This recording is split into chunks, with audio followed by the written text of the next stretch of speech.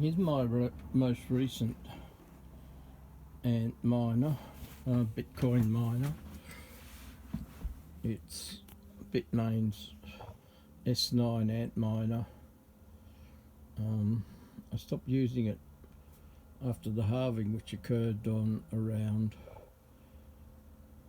May 19, 2020, because it just became too expensive. I had a TPI. I had a TPI plug there, where the internet came through the electricity wire from the modem downstairs through that Ethernet cable that I connected to the miner when I did the mining. I've got two older models there which I used. 2015. I've got three. I've had four altogether. And before that, in 2013 and 2012, well, in 2014 I got, this was a rock miner. Well, that miner, the S9, that produced 14.7 terahash. Of mining capability.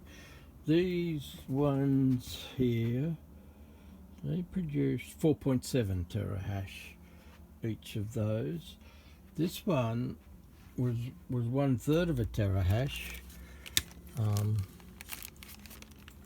No, it was less than that. It was 33.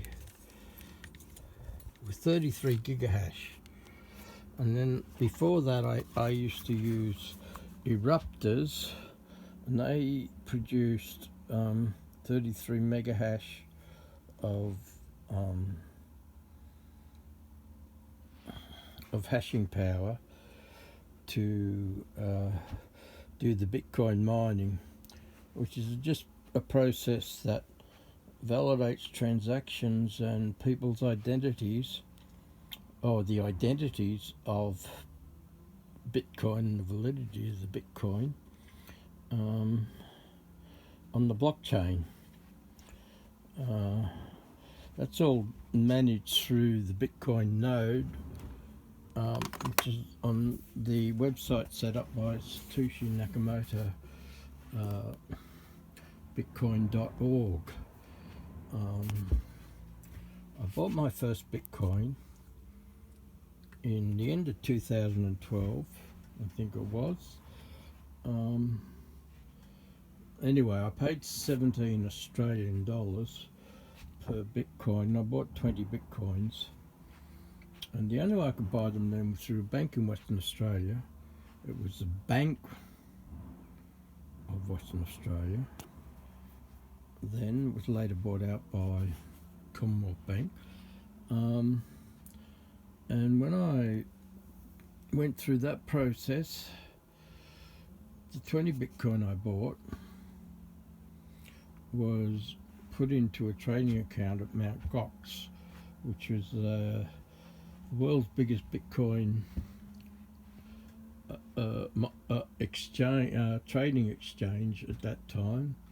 And I traded on there, and I donated 1 Bitcoin to WikiLeaks because I believe in telling the truth, and what they were revealing was the truth, and governments were hiding it. And I was trading some Bitcoins, but it was very erratic, and I didn't really know what was going on. I didn't know the truth behind what was happening at the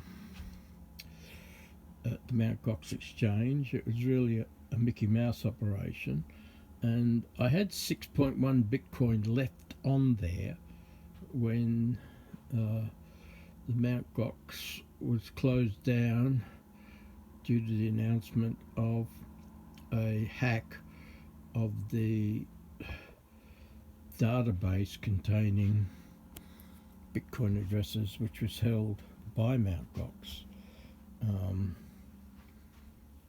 today's the 22nd of June 2020, and it's been about 6 years. I've lodged a claim to get my 6.1 Bitcoin back from the Mt. Gox bankruptcy proceedings. They're still ongoing. It's been at least 6 years. Could be like another 3 years at least before, and I hope I'm still around when it's finalized so I can get my Bitcoin back into safe cold storage with my regular Bitcoin hodl. Yeah, well, plus that 6.11 Bitcoin also has all the hard fork coins with it. The most prominent one is Bitcoin Cash, which is not a Bitcoin coin. It's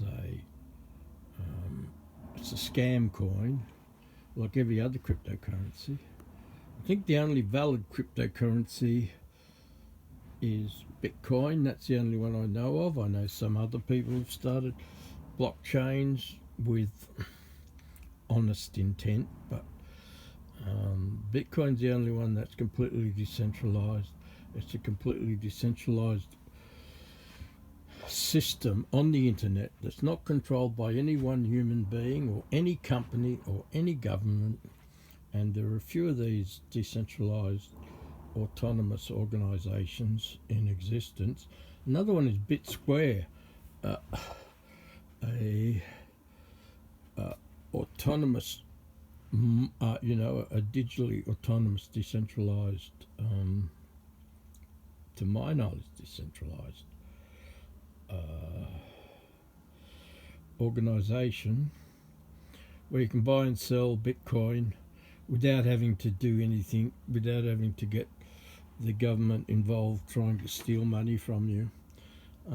And there's also a site which is a decentralized Bitcoin market where you can buy and sell goods, which is called Open Bazaar.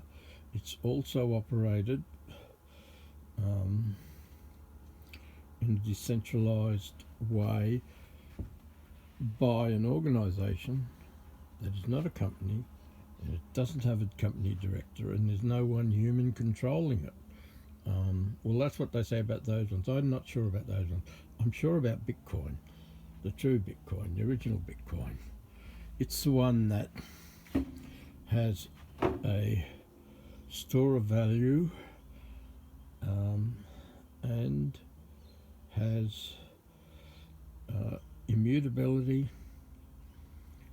has the ability to make your control of your own currency, or your own money, a sovereign control, which the government or no other mongrel, the banks, can't get hold of you unless they put you on a torturing rack and try to get your private keys out of you, which are the passwords to the Bitcoin addresses on the blockchain where the Bitcoin exists, that is in your ownership. If you own the private key, and you then you are the ones that own the coin, and it's not anybody else's business. It's not under anybody else's control. It's nothing to do with anybody else, especially thieving governments.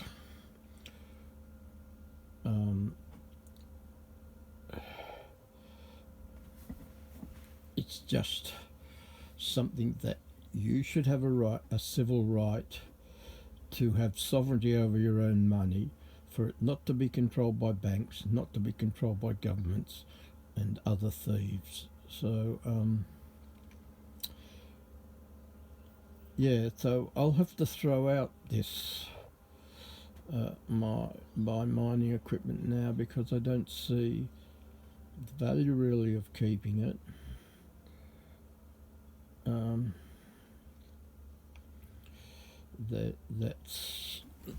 That's it's got a fan on the front and a fan on the back.